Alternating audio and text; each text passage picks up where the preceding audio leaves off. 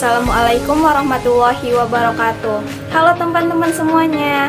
Perkenalkan, nama saya Silpi Indriani dari Program Studi Pendidikan Biologi Fakultas Keguruan dan Ilmu Pendidikan Universitas Samudra dengan NIM 230402040. Nah, pada kesempatan kali ini saya akan menjelaskan tentang sejarah perkembangan kurikulum yang ada di Indonesia. Sebelum lanjut menjelaskan, saya ingin bertanya kepada teman-teman, apakah teman-teman ada yang tahu apa itu kurikulum? Nah, sekarang saya jelaskan ya apa itu kurikulum. Jadi, secara etimologis, istilah kurikulum berasal dari bahasa Yunani, yaitu kurir yang artinya pelajari dan karen artinya tempat berpacu. Istilah kurikulum berasal dari dunia olahraga, terutama pada bidang atletik, yakni pada masa Yunani kuno di Yunani. Kurikulum pada awalnya merupakan sebuah rencana yang memuat seperangkat mata pelajaran atau materi yang akan dipelajari atau yang akan diajarkan oleh guru kepada siswa. Nah, kurikulum adalah rencana dan pengaturan yang berisi tujuan, isi, dan bahan pelajaran. Kata kurikulum pertama kali diucapkan di Indonesia pada tahun 1968. Dalam hal ini, Departemen Pendidikan menerbitkan kurikulum di tahun 1968. Dunia pendidikan di negara kita belum menyebut istilah tersebut dengan kurikulum. Kalaupun ada, maka masih terbatas pada kalangan intelektual yang memang mendalami ilmu dan kajian dalam bidang kurikulum tersebut. Di Indonesia, sudah banyak mengalami perubahan kurikulum sebanyak 11 kali. Yang pertama yaitu pada tahun 1947, 1952, dan yang sekarang sedang kita gunakan yaitu kurikulum merdeka. Ada banyak faktor penyebab terjadinya perubahan kurikulum di Indonesia. Nah, salah satunya yaitu perubahan zaman atau perkembangan zaman. Kurikulum harus mengikuti perkembangan zaman, terutama dalam ilmu pengetahuan dan teknologi. Yang pertama yaitu ada kurikulum 1947 atau yang dikenal dengan Rencana Pelajaran 1947.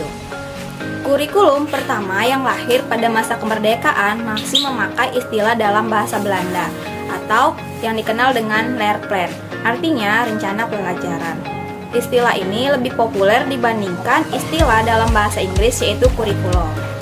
Perubahan arah pendidikan lebih bersifat politis, dari orientasi pendidikan Belanda ke kepentingan nasional. Sedangkan asas pendidikan ditetapkan Pancasila. Kurikulum yang berjalan saat itu dikenal dengan istilah Rencana Pelajaran 1947, yang baru dilaksanakan pada tahun 1950. Sejumlah kalangan menyebut sejarah perkembangan kurikulum diawali pada tahun 1950. Pada saat itu, kurikulum pendidikan di Indonesia masih dipengaruhi sistem pendidikan kolonial Belanda dan Jepang, sehingga hanya meneruskan yang pernah digunakan sebelumnya. Yang kedua yaitu ada kurikulum 1952 atau yang dikenal dengan Rencana Pelajaran Terurai 1952. Setelah Rencana Pelajaran 1947, pada tahun 1952, kurikulum di Indonesia mengalami penyempurnaan. Kurikulum ini lebih merinci setiap mata pelajaran yang kemudian diberi nama Rencana Pelajaran Terurai 1952. Kurikulum ini sudah mengarah pada suatu sistem pendidikan nasional. Yang paling menonjol dan sekaligus menjadi ciri kurikulum 1952 ini bahwa setiap rencana pelajaran harus memperhatikan isi pelajaran yang dihubungkan dengan kehidupan sehari-hari. Silabus mata pelajarannya menunjukkan secara jelas bahwa seorang guru mengajar satu mata pelajaran. Nah, yang ketiga ada kurikulum 1964 atau yang dikenal dengan Rencana Pendidikan 1964. Usai tahun 1952 menjelang tahun 1964, pemerintah kembali menyempurnakan sistem kurikulum di Indonesia. Kali ini diberi nama dengan Rencana Pendidikan 1964. Pokok-pokok pikiran kurikulum 1964 yang menjadi ciri dari kurikulum ini adalah bahwa pemerintah mempunyai keinginan agar rakyat mendapatkan pengetahuan akademik untuk pembekalan pada jenjang SD, sehingga pelajaran dipusatkan pada program Pancawardhana, yaitu pengembangan moral, kecerdasan, emosional, artistik, keprigelan, dan jasmani. Nah, yang keempat yaitu ada kurikulum 1968. Kelahiran kurikulum 1968 bersifat politis, mengganti rencana pendidikan 1964 yang dicitrakan sebagai produk Orde Lama. Dari segi tujuan pendidikan, kurikulum 1968 bertujuan bahwa pendidikan ditekankan pada upaya untuk membentuk manusia Pancasila sejati, kuat, dan sehat jasmani, mempertinggi kecerdasan dan keterampilan jasmani, moral, budi pekerti, dan keyakinan beragama. Kurikulum 1968 menekankan pendekatan organisasi materi pelajaran, kelompok pembinaan Pancasila, pengetahuan dasar, dan kecakapan khusus. Mata pelajaran dikelompokkan menjadi 9 pokok. Jauja menyebut kurikulum 1968 sebagai kurikulum bulat, hanya memuat mata pelajaran pokok saja. Nah, yang kelima yaitu ada kurikulum 1975. Kurikulum 1975 menekankan pada tujuan agar pendidikan lebih efisien dan efektif. Latar belakang lahirnya kurikulum ini adalah pengaruh konsep di bidang manajemen, yaitu MBO atau Manajemen by Objective. Yang dikenal saat itu adalah metode, materi, dan tujuan pengajaran dirinci dalam prosedur pengembangan sistem instruksional atau PPSI yang dikenal dengan istilah satuan pelajaran, yaitu rencana pelajaran setiap satuan bahasa. Setiap satuan pelajaran dirinci menjadi tujuan instruksional umum atau TIU, tujuan instruksional khusus atau TIK, materi pelajaran, alat pelajaran, kegiatan belajar mengajar, dan evaluasi. Kurikulum 1975 banyak dikritik.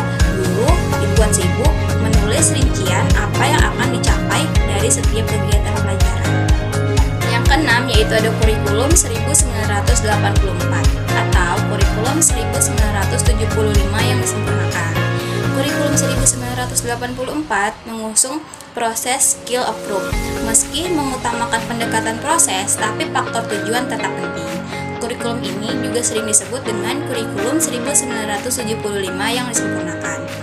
Posisi siswa ditempatkan sebagai subjek belajar, dari mengamati sesuatu, mengelompokkan, mendiskusikan, hingga melaporkan.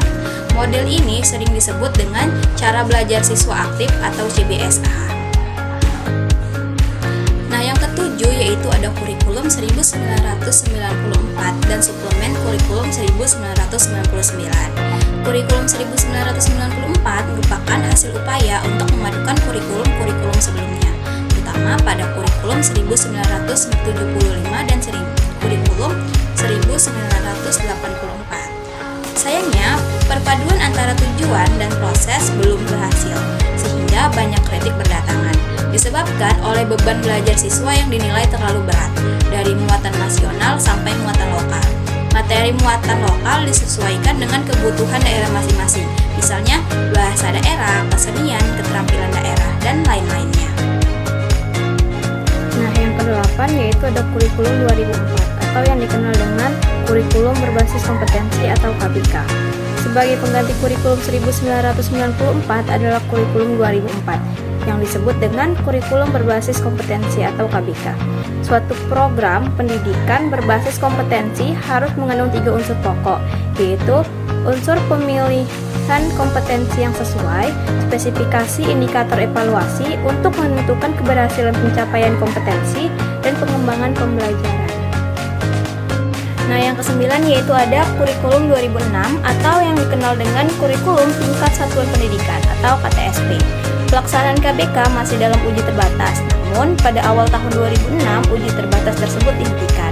Dan selanjutnya dengan terbitnya Permen nomor 24 tahun 2006 yang mengatur pelaksanaan Permen nomor 22 tahun 2006 tentang standar isi kurikulum dan Permen nomor 23 tahun 2006 tentang standar kelulusan. Lahirlah kurikulum 2006 yang pada dasarnya sama dengan kurikulum 2004. Pada kurikulum 2006, pemerintah pusat menetapkan standar kompetensi dan kompetensi dasar. Sedangkan sekolah dalam hal ini guru dituntut untuk mampu mengembangkan dalam bentuk silabus dan penilaiannya sesuai dengan kondisi sekolah dan daerahnya. Hasil pengembangan dari suatu mata pelajaran dihimpunkan menjadi sebuah perangkat yang dinamakan Kurikulum Tingkat Satuan Pendidikan atau KTSP. Nah, yang ke-10 yaitu ada kurikulum 13.